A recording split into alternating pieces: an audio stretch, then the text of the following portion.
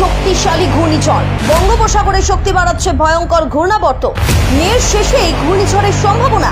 আয়লা আমফানের স্মৃতিতে আতঙ্কিত উপকূলের মানুষ। এমনিতেই মে মাস বঙ্গোপসাগরে ঘূর্ণিঝড় প্রবণ মাস। আয়লা আমফানের স্মৃতি উস্কে দিয়ে সেই মে মাসেই বঙ্গোপসাগরে শক্তি বাড়াচ্ছে ভয়ঙ্কর ঘূর্ণাবর্ত। চলতি মাসের শেষ সপ্তাহে 23 থেকে 28 তারিখের মধ্যে ভয়াবহ ঘূর্ণিঝড় সৃষ্টির আশঙ্কা আবহাওয়াবিদদের। আগামী 24 থেকে 26 মের মধ্যে ভারতের ওড়িশা উপকূল এবং বাংলাদেশের চট্টগ্রামের মধ্যবর্তী অঞ্চলে ঘূর্ণিঝড় শক্তি আঘাত হানতে পারে বলে আশঙ্কা করছেন আবহাওয়াবিদ মুস্তাফা কামাল পলাশ।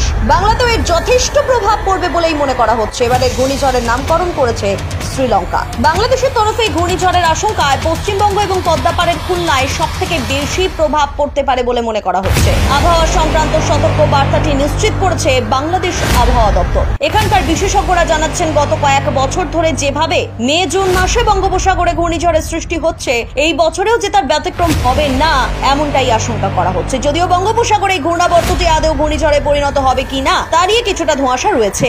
আগামী 4 থেকে 5 দিনের মধ্যে ছবিটা অনেকটাই পরিষ্কার হয়ে যাবে বলে মনে করছে হাওয়া অফিসের কর্তারা। এখনো পর্যন্ত কোথাও কোনো সতর্কতা জারি করা হয়নি।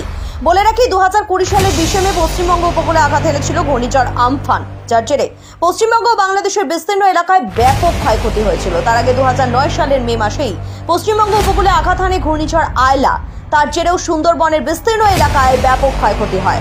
আবহাওয়াবিদরা বলেন, বিশ্বের সবচেয়ে প্রাণঘাতী ঘূর্ণিঝড়ের উৎপত্তিস্থল বঙ্গোপসাগর। শেষ 200 বছরে বঙ্গোপসাগরে সৃষ্ট ঘূর্ণিঝড় প্রাণ কেড়েছে লক্ষ লক্ষ মানুষের। বঙ্গোপসাগরের ত্রিভুজ আকৃতি এবং ভৌগোলিক অবস্থানই ঘূর্ণিঝড় সৃষ্টির কারণ। কিন্তু সম্প্রতি কি বাংলার উপর দিয়ে ঝড়ঝাপটা বেশি যাচ্ছে?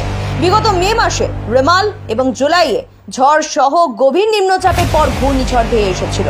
গত 100 বছরের যে গড় পাওয়া যাচ্ছে তাতে দেখা যাচ্ছে ঘূর্ণিঝড় সৃষ্টির আসল সময় মূলত বছরের শেষ 3 মাস। এছাড়া মার্চ থেকে মে ত্রৈমাসিকের মধ্যে 1 থেকে 2 ঘূর্ণিঝড় হয়। ফলে এবারের ঘূর্ণিঝড় নিয়ে নতুন করে শুরু হয়েছে আলোচনা। ব্যুরো রিপোর্ট, আজ বিকেল।